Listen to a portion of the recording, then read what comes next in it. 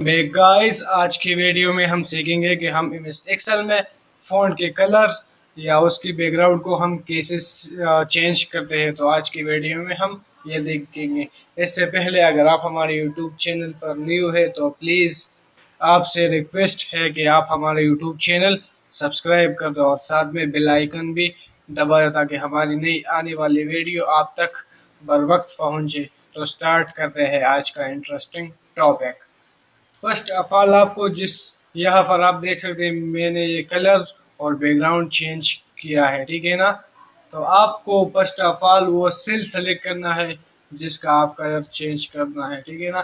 میں نے اس کا پر کلک کر دیا اور اس کا فونٹ کا کلر چینج کرنا ہے, تو آپ کو یہاں پر آنا چاہیے, ٹھیک ہے نا. تو اس پر کلک کر دیا اور جس کلر پر میں جاتا ہوں مجھے وہ کلر پریویو کرتا ہے, ٹھیک ہے نا. آپ یہاں سے اس کے کلر کو چینج کر سکتے ہیں, ٹھیک ہے نا. یہ خود دیکھیے. اس کے علاوہ اگر آپ کو اس کے بیک گراؤنڈ کلر کو چینج کرنا ہے تو سلیکٹ کر دو اور اس والے آپشن یہ جو فل کلر ہے اس آپشن پر کلک کر کے آپ کو جو کلر چاہیے وہ آپ سلیکٹ کر سکتے ہیں, ٹھیک ہے نا. اس کے علاوہ یہاں پر بہت سارے کلرز موجود ہیں, اسٹینڈرڈ یا کسٹم, ٹھیک ہے نا. آپ یہاں سے کلر پک کر سکتے ہیں اور یہاں بھی سیم ٹو سیم آپ کلر چینج کر سکتے ہیں. آپ کو جو چاہیے وہی رکھ سکتے ہو, ٹھیک ہے نا.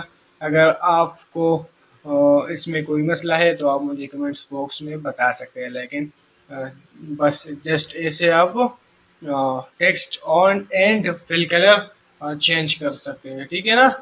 اگر آپ کو کوئی ایشو اگر ایسا چاہتے ہو تو اس پر کلک کر دو اور یہ ایڈٹ کر دو, جو بھی چاہیے آپ کو وہ چینج کر سکتے ہو.